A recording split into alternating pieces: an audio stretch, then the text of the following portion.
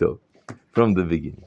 The Gemara, Masechet Bava Metzia, there is an argument between Rabbi Eliezer and the other Chachamim, if kind of stove, it's pure or not pure. Rabbi Eliezer says it's okay, it's pure.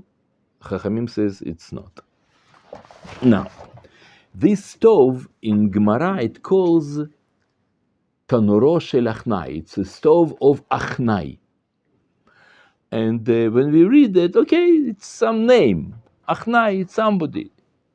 But when you translate this word, Achnai, to Hebrew from Aramaic, it says that it's a snake. Snake. It's a stove of snake, so of serpent. What is it serpent is good character or bad? We think bad, because remember this story about Adam and Eve. But in Torah we see a lot of signs that simanim, that signs that it is good. We see it snake, copper snake, and we see Mateh shel Moshe, stick of Moshe. It's also snake. And in future, when Prophet Ishayahu, he described that the like a best future, that the ideal future in that will be, that you remember probably this expression that wolf will live with lamb. You remember this story? In the same prophet, he says that will be a snake, and the child will put his hand in the hole of this snake, and snake wouldn't bite him. So when we describe ideal future, there is a snake there. So snake, it's not exactly something bad. And also think about snake. We sometimes we don't think deep enough when we learn Torah and the story about Adam and Eve, and the snake said to them that, and then but think logically. Who told to snake? It's like it is animal. Snake can talk. No, there is no such a thing. What snake was there? Resh Lakish says that it was an angel. It was a Satan. Yetzer Hara. And who sent Yetzer Hara to tempt Adam and Eve? HaKadosh Baruch Hu. It's impossible that snake will come to do something to them. It's like ridiculous. It's impossible to think like this. And angel cannot do something by him. He decided to do that. It's Hashem sent him. So what is his? Why he is guilty? He did his job. No, of course, it's not a simple story about snake. Now, when we think about all that, now we have to understand if it's really something like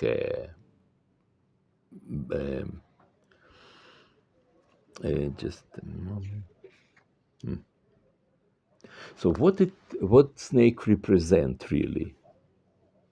Chazal said snake represent our nature.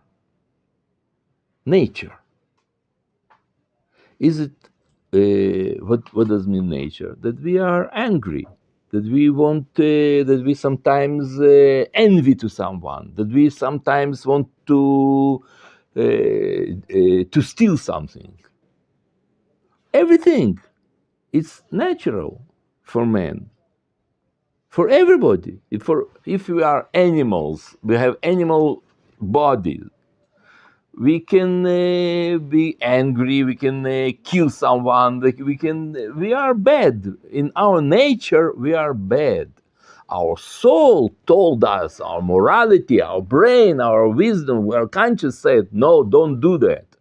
But our nature said, yes, you can steal, you can kill, you can rape, you can do everything that you want, like animal. So this driving, this like a drive to do something, this is nature. This is our Yetzer Hara, our bad temptation. Would we prefer that we shouldn't have our Yetzer Hara? Rav Kook says, no, God forbid. We want our Yetzer Hara. Why? Because it makes us be people. Without Yetzer Hara, we'll be like angels. Angels, he has enough. He has a lot of angels. He needs us, our free will. So, nature is good or bad?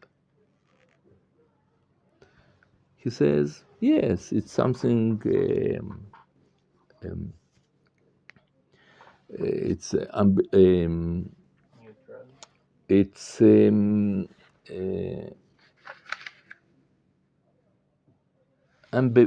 say ambivalent, ambivalent. It's ambivalent. There is good part, the bad part, and we learn how to control our nature. But we are not. We want to control our snake, our yetzer, but we don't want to sweep out, to deny, to annul our yetzer hara. So it's ambivalent. Now, when we understand that, second step, what do you think? What it is if a achnai, a snake, serpent, represent something like something evil that exists in the potential evil that can be, that we have, all of us, we have potential evil inside of us. What it is his stove of snake, of Satan, stove of Satan, what it can be. And you know what Chazal says? It's a Gehinnom. Gehinnom, hell. This is a stove of snake. And why do you want to? So now, if you understand that this is they talk about Gehinnom. Now you understand their argument. It's such important or such dramatic.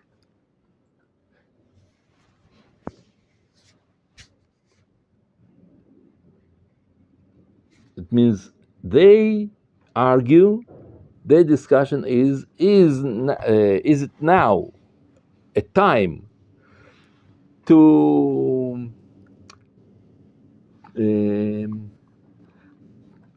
enable to Gehinnom to be in our world or not? He wants to bring Gehinnom to our world. Why? Why he want to do that? Because he says now we are in a situation that we can go to exile. We go to Galut. And in Galut we'll disappear. There is a lot of chances that we'll disappear in Galut. And if I'll bring Gehinom now, it's written that in the future, when Mashiach will come, he will kill all evil, all bad people, and will stay only good people. He says, let's do it now. Let's bring Mashiach now. Let's bring Mashiach. He will come, he will kill all bad people, and will save us. And think when it happened, all this story. It happened after the destruction of Second Temple, and before a revolt of Bar Kokhba. You know, in this revolt of Bar Kokhba, that it was and destruction of Second Temple, altogether died about 1,000,000 of Jews. The third of Jews was killed then. It was like a Holocaust then, because in all Jews in the world then it was just 3.5 million Jews, and if they killed million, so it comes that it like a third of Jewish population was destroyed, was killed. So it's like a Shoah, it's like a Holocaust. And he know that what is going to be. He understands what happened. So he says, listen, let's make this Holocaust now in order to save good Jews. Bad people will be swept out and good people will stay. And Chazal says, no, it's impossible. It's better to go to exile. Why? But maybe Hashem will save us there. Now you want to kill third of or more of Jewish population? No, it's impossible. So really, they talk about this subject. This is their topic of their conversation. Is it justified to bring Mashiach now? And what it means, if Mashiach now, a lot of people will die, or wait, and they will die in Galut. They will disappear. They will get married with another, not Jews, and all kind of that, but and all pogrom and all suffering in Galut. It's better. And Rabbi Eliezer says, no, it's better now, and they said it's better then. Now, I want to tell you that that this kind of things, they very characterize all our history, characterize our the things that in our history. For example, about 210 years ago, in Russia and in Poland was Hasidic rabbis, and he was pupil of Baal Shem Tov, Jose Milublin. He was student of a student, Jose Milublin, and he decided to bring Mashiach. And he called to his to another big rabbis, Hasidics, in their time, Rabbi Magid Mikazhnitz, and the third it was his name was like a holy Jews from Pshischa. They are very righteous people, and they decided to bring Mashiach now. They sit and they pray. They learn all kind of secret part of Torah, hidden part of Torah, and they Kabbalah, and they try to bring Mashiach now. And suddenly, Jose Lublin fall down from his window and died. He has window up. He didn't clean windows. He sit and he fly from this window and he died. And Magid Mikoznitz, the same year, also died, and and this holy Jew from Pshischa also died. 3 of them. They did it. 3 of them died. The historical fact.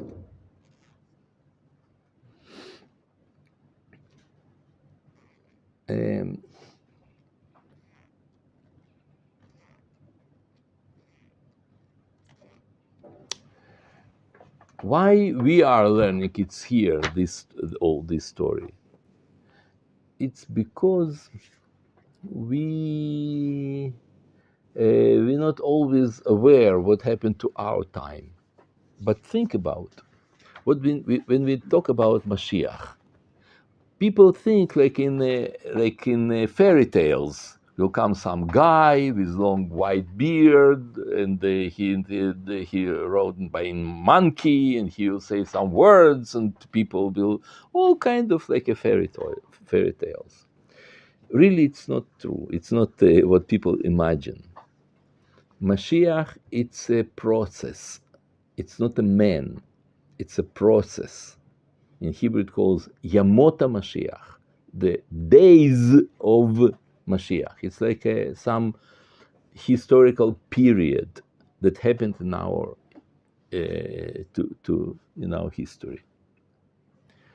It's a period that Rav Shmuel in Gemara he give some like a definition. How do you know that this is time of Mashiach? He says, in moment when we will have our independency from from other countries, this is the way, this is the time of Mashiach. But we know that until now we don't have any independence, like a full independency. But that also characterizes all countries in the world. All state doesn't have full independency. Not France, not England, not America, not China. They don't have full independency. They connected to each other with agreements. Some and they buy and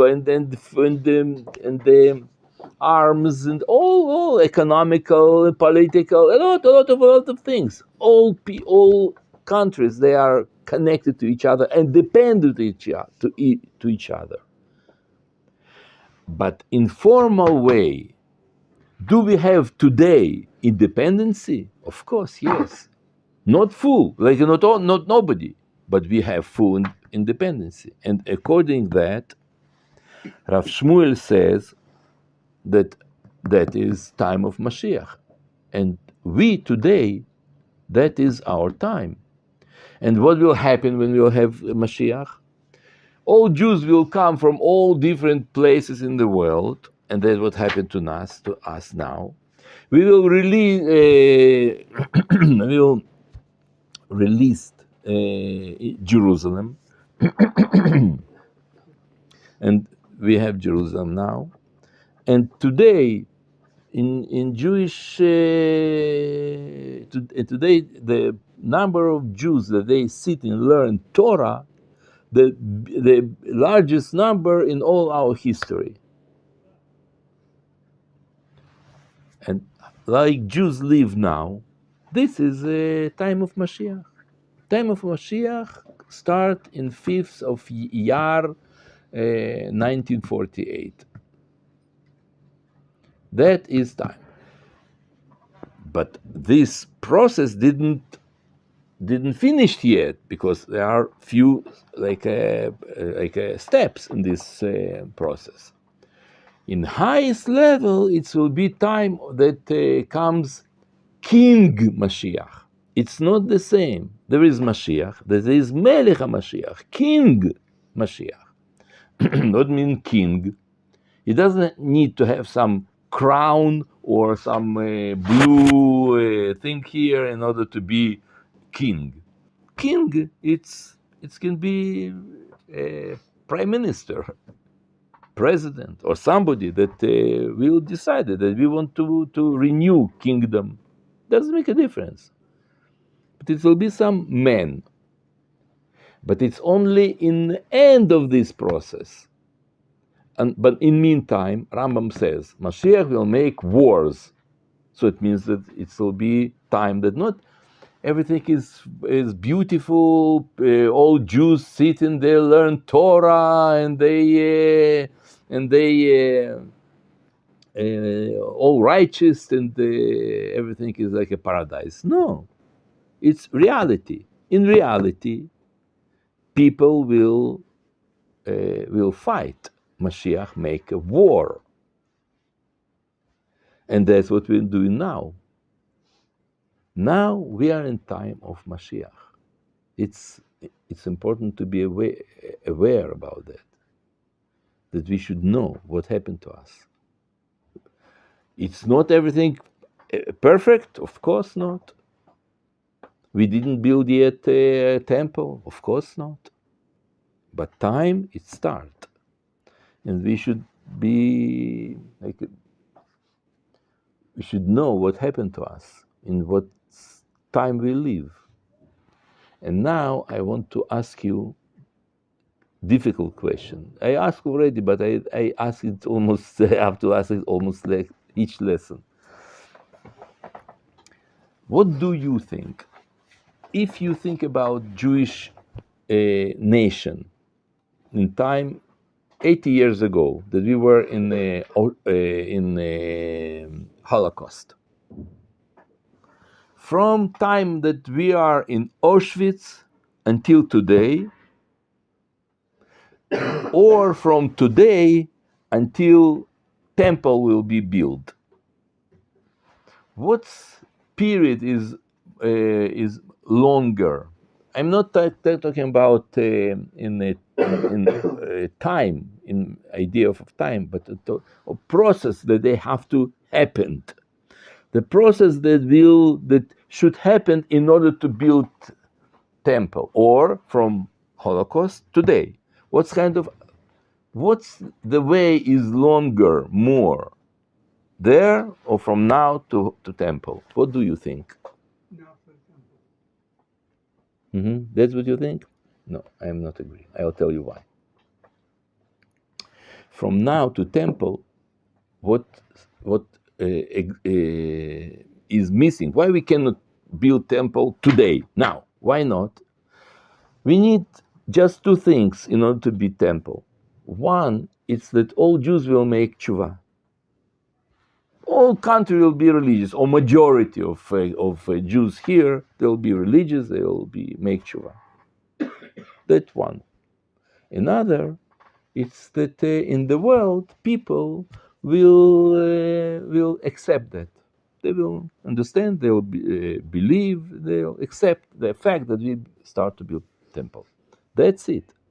Nothing else we don't need in order to be temple.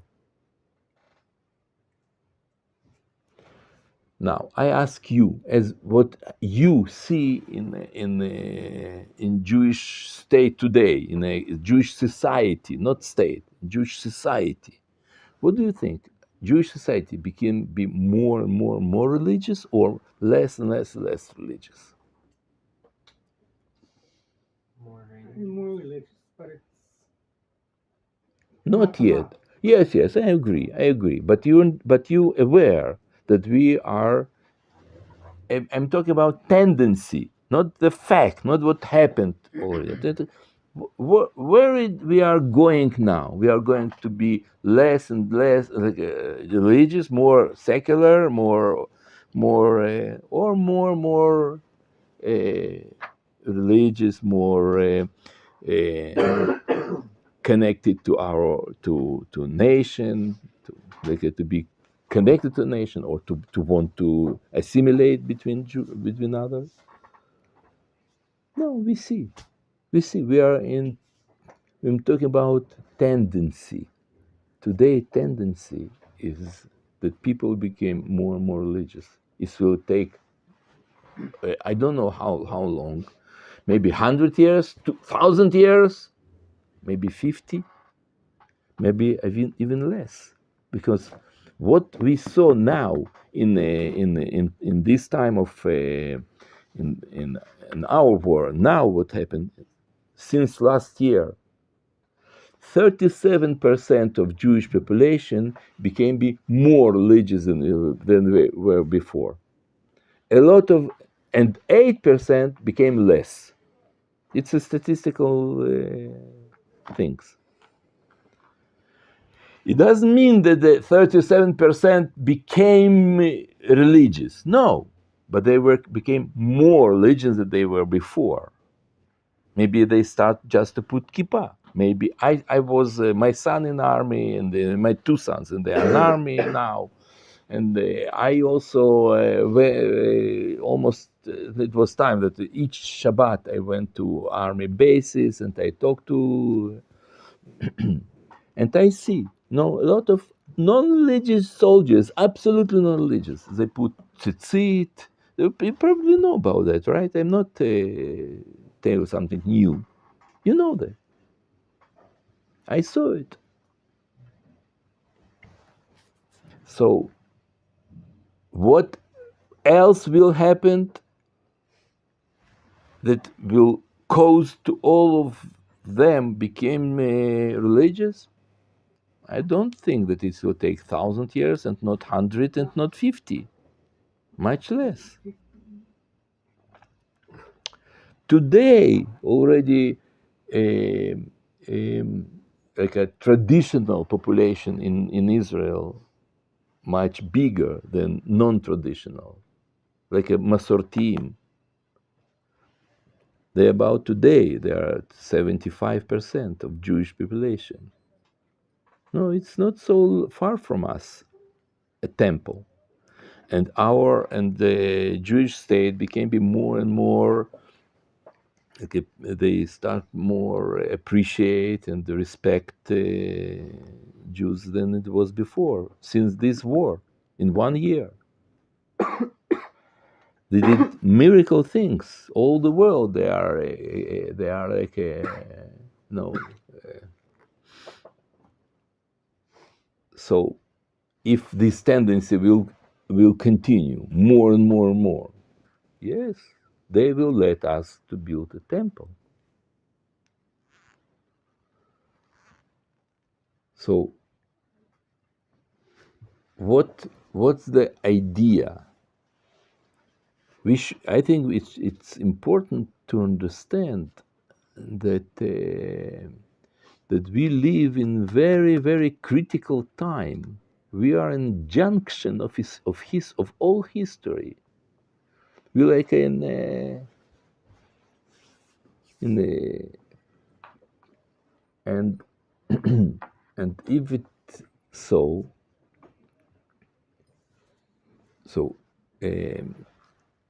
what is our duty, what is our function, what our mission, our role in this process, that we should know, that we should think. And that's what they thought then when they talk about stove of Achnai. They understand that they don't talk about some kitchen stove. No, for them it's very, very important. For them, it's something like a life or death. And this story, you know how this ended? That they didn't know how to stop Rabbi Eliezer, how prevent him to bring Mashiach now. How they can stop it? So they decided to curse him. It's not exactly curse. It's called how it calls in Linadeoto, Cherem. Yeah, okay. Excommunication. It's not just excommunication, no, because just excommunication, it's okay, he is not in our group, but no, In this situation, it's forbidden to talk to him. It's forbidden to be with his in distance with him. You have to keep distance 2 meters from him. It's forbidden to get, and he cannot eat normal food. He have to be like at his morning. He sit in floor. It's a terrible situation. You've heard about Shabtai Tzvi, Imach Shmo? He wasn't excommunicated. It was another great rabbi that he did terrible things. That he killed people, and he did against of Shabbat. He Hillel Shabbat. And all kind of Elisha ben Avuya. Elisha ben Avuya. He wasn't cursed. He wasn't discommunicated. And Rabbi Eliezer, he's holiest. He was discommunicated. How? Why? And now we understand why. Because they couldn't stand against of him. He was stronger than them. And he wanted to bring Mashiach now. He wanted to make Holocaust now in order to establish Jewish state. Then he was in situation that he wanted to build a temple from the beginning, to have their own state. They didn't have their state. They were under Romans occupation. So he wanted to have independency, to bring a king, Mashiach. That's what he wanted. And they say, no, it's too early. Not yet. But think one thing. They blocked him. They didn't let him do that. By that, they like cursed him. And by the way, he died from this story. And all of them that they were in this discussion, including Rabbi Akiva, except of Rabbi Yeshua, all of them, Rabban Gamliel, all of them died from this story, because of this story. You know, it's a tragedy. It's something unbelievable. It's terrible things.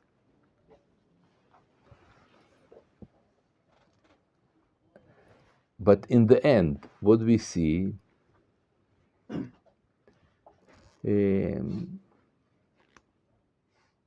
we see that not by the end, that from the beginning, when you just start learning this Gemara, what we see in this story, something very okay. They talk about some stove in the kitchen. Stove, this plural, not plural. They talk, okay. That's all the story. And when we understand what stand behind this story, we can understand what stand behind all our arguments and our discussion in Gemara. I'll give you another example. There is Gemara that says like this: there are 2 drops come from cloud. 2 drops. There is rain. 2 drops in the rain went down. And Gemara says, and if they will touch each other, all the world will be destroyed. There is Gemara like this. We say, oh, it's a joke. It's ridiculous. 2 drops, they touch each other, all the world will be destroyed. It's exaggeration. But you know, in physics, Galileo Galilei proved that if you if you throw two things from some high building, from some, even if they are different weight, but they have the same mass, they will fall down in the same time. It's impossible that, for example, if you take some metal or some plastic, and they have this, and they did different weight, they will fall down in the same time.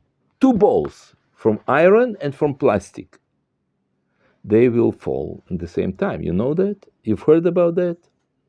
No? It's Galileo Galilei proved, and that it counterintuitive law. We have some intuition that metal will be heavier, and that heavier will fall quicker than other, right? But you should know, in physics, it proved that they fall at the same time. You've heard about that, what I'm talking about to you? No, not. You know that. We have intuition, but it's counter-intuition. They will. So what Chazal says, they say that 1,500 years before Galileo Galilei, those two drops, it's impossible that one would touch the other. It's impossible. Why it's impossible? Because it's against of this law of Galileo. And if they did touch each other, it's end of all physical laws, and all world will be destroyed.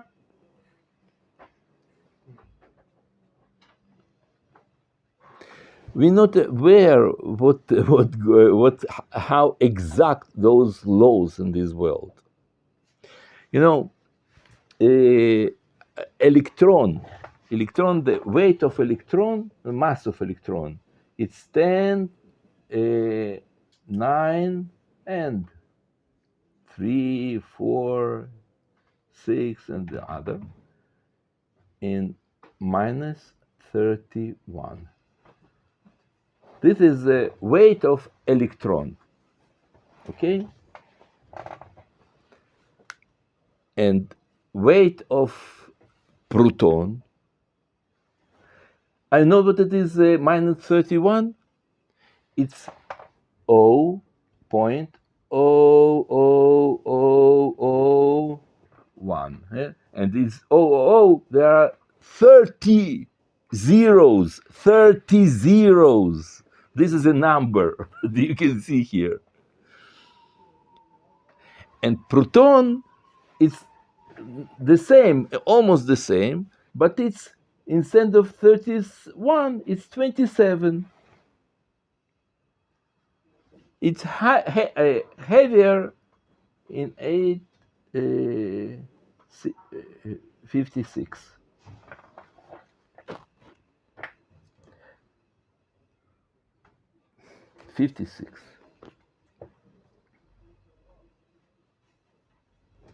And if this detail will change a little bit, all the world will be or disappeared, like all electrons will run away from proton, and there were not atoms, and all the world will not exist. Or opposite, if it will be a little bit stronger, all electrons will fall down to protons, and again all the world will be just one small ball.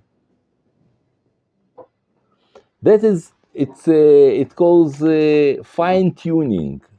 It's such a delicate, such exact things. And that's what they talk in Gemara. That's what they mean. For them, it's not question, okay, some cow died from some bull that he shorsh nagach et parai. They talk about it. No. For them, it's history. It's quantum physics. It's Holocaust. It's all those. That's what stand behind all these discussions in Gemara. And that we should remember and know when we learn that. And in the end, you know that the stoves of Auschwitz, we went to stove in Auschwitz. And the end of this, it was a Jewish state. So Rabbi Eliezer was right, but in a perspective of 2,000 years. But that's what happened. Okay.